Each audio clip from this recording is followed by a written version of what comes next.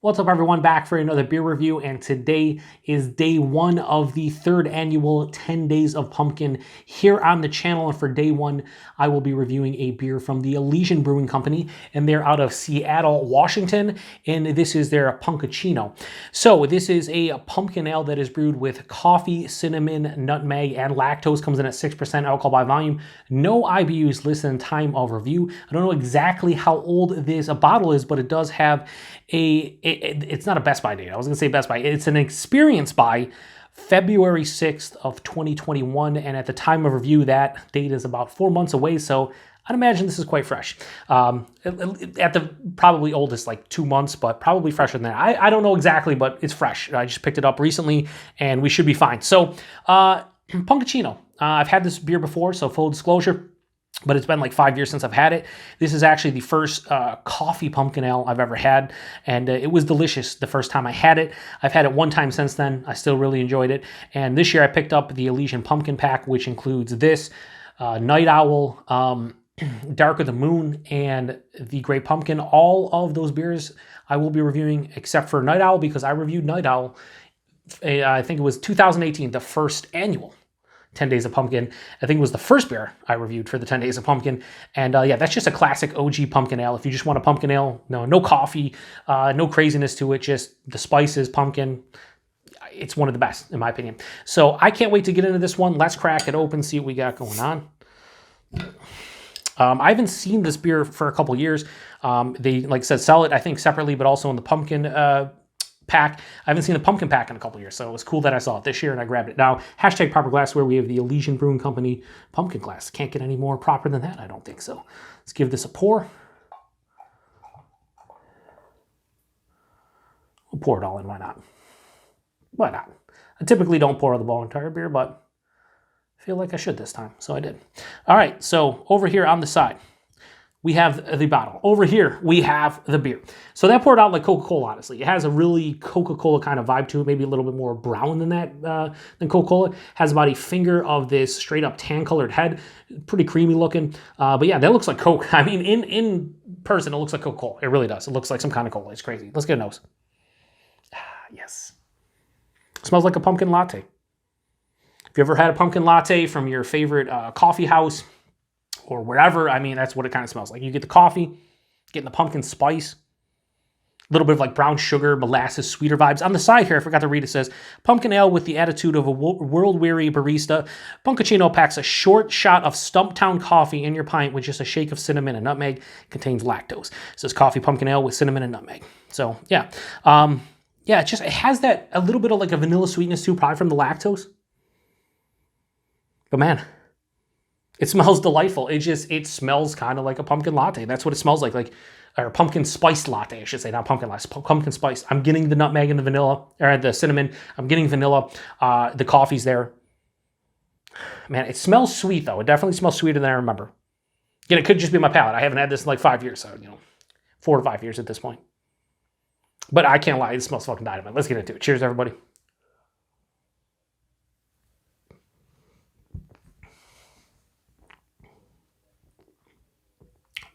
Yeah, it's a fucking nice beer.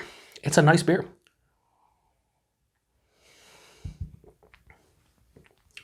I remember the body and mouthfeel of this one being the only thing that didn't necessarily blow me away.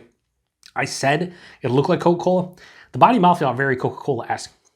It's the body is like lower side of medium bodied. Yeah, I would say lower side of medium body. It's fine for 6%.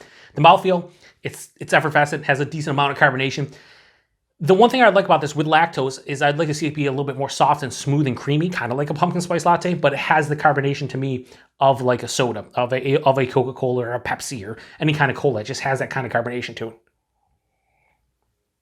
I'd like to see less carbonation and more of like a creamy smoothness. But outside of that, the flavors carry over. Right at the forefront, you're hit with coffee. And it's a sweeter coffee because it mixes in with that base pumpkin ale that has this like brown sugar sweetness. Then you start getting the cinnamon and the nutmeg, and I'm getting vanilla from the lactose, and it just turns into a pumpkin spice latte, but in beer form. As it passes through the palate, the cinnamon and nutmeg really are pronounced mid-palate for me. And then there's a drying effect from the cinnamon on the back of the palate. So it has a semi-dry finish. While it's sweet, there's enough of that dryness and like a smidge of bitterness to kind of stop it from being overly sweet. It's still a sweet pumpkin beer, don't get me wrong, but I don't think it's just over the top. 6%, can't even tell there's alcohol in here, hides the alcohol beautifully well. Yeah, is it as good as I remember it? Probably not, for a couple reasons. Number one, it's been a long time since I've had this beer, and I've had thousands of beers since the last time I had this beer. And quite a few pumpkin ales and quite a few coffee pumpkin ales. So this doesn't blow away my palate or surprise it or bring anything unique to my palate nowadays. Back then it did, and I think that's where I was enamored. I think I gave this like a 3.5 or like a 3.75. It was kind of mind-blowing rating-wise for me because I never experienced like anything like this before. But now it's, you know, not the same because I've had so many coffee pumpkin ales or pumpkin ales with coffee in it. It's still tasty though. This is still a fucking really good beer. The only issue that I have with it is really the body and the mouthfeel. The body not so much as the mouthfeel. The mouthfeel, again, very Coca-Cola-esque, and I'd like to see more of a soft, smooth kind of character. I get it, it's a beer. The carbonation is not out of place. And the mouthfeel, I don't think is incorrect or actually, you know, I think it actually fits the style. Like most pumpkin ales have some nice carbonation to it. I just think for something that is a coffee pumpkin ale and you're trying to do like a pumpkin spice latte type of thing, I think I just want a little bit more of like a softer kind of carbonation to it, a little bit more creaminess. Like ramp up that lactose a little bit just to give me a little bit, or use a bunch of oats or something. Just give me more of a mouthfeel. I think this would be fucking through the roof, bonkers, just as good as I remember it. That said, I cannot deny that this beer is tasty. So, Punkuccino from Elysian, I'm gonna go 4.25 out of 5. It's a good beer. I think I gave Night Owl like a high 4.25 or maybe around the same.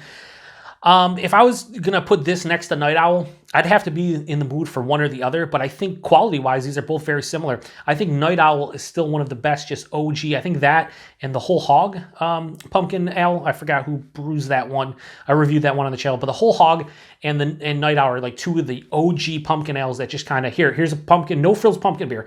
It's a pumpkin ale, so it has pumpkin in it, it has spices. Here, have at it. I think those two beers are fantastic, but this brings something different to the table in a good way. And yeah, it's a good beer. So 4.25 out of 5 for Elysian Punkuccino. This is the 2020 release, so I think it's pretty similar every single year. I don't think they really changed up the recipe too much. So price and availability, wherever you see Elysian, I mean, they're basically owned by, not basically, they are owned by, I believe it's Budweiser. So they have pretty good distribution at this point. So you should be able to see this one at some point in September, maybe even August, October. So I picked this one up in late September. And you'll see this one.